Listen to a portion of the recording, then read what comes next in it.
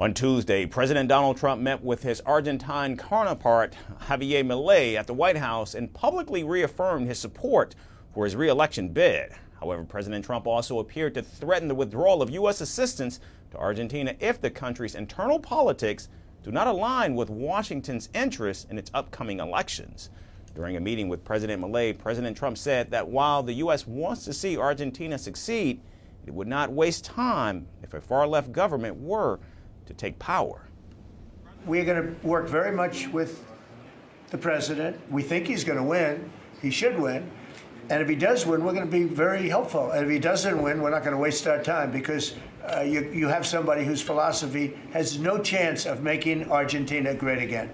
He also described Milei's opponent as extremely far left and claimed that such a philosophy had contributed to Argentina's current economic problems.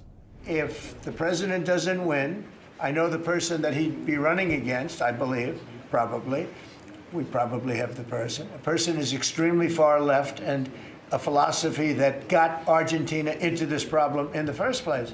So we would not be generous with Argentina if that happened. If he loses, we are not going to be generous with Argentina. Now, Argentina is scheduled to hold its legislative midterms on October 26, which are widely viewed as a referendum on Milei's economic reform agenda. The Trump administration has already pledged $20 billion in financial assistance to stabilize Argentina's struggling economy. However, that commitment appears to now be conditional.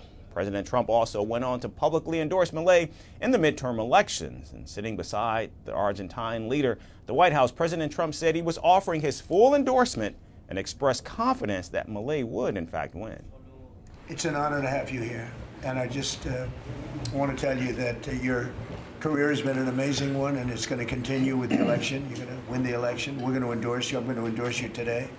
Fully endorse you. And, people in Argentina like me. A lot of people like me. Treasury Secretary Scott Bessent, who was present in the meeting, also expressed optimism about President Milei's prospects. We're confident that the president's party will and the coalition will do well in the election, and this aid is predicated on robust policies, and going back to the failed Peronist policies would cause a U.S. rethink. Now, for his part, President Milei thanked President Trump for his support and blamed Argentina's current liquidity problems on what he called political attacks from his opponents. I also want to congratulate you for that work and for understanding the threat that 21st century socialism represents around the world, and especially in Latin America, the work of Marco Rubio. And I also want to deeply thank Secretary Bessent for the enormous effort he has made to help overcome the liquidity problem Argentina faced as a consequence of the political attacks we have suffered from our opponents.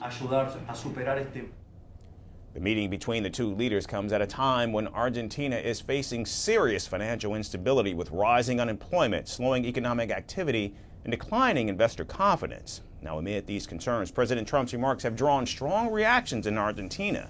Former Argentinian President Cristina Fernandez, who leads the opposition Peronist movement, criticized President Milei's comments on social media. The Trump administration has also taken steps in recent weeks that have raised questions about its involvement in Argentina's domestic affairs. After President Milei's party suffered losses in a local election last month, Washington intervened in Argentina's currency markets to help stabilize the peso, a move rarely seen in U.S. foreign policy. Argentina's relationship with the U.S. has become increasingly important as the country continues to navigate its economic crisis.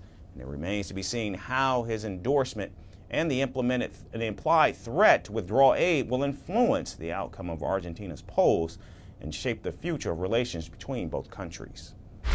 Want the facts? The latest developments? News that gets straight to the point.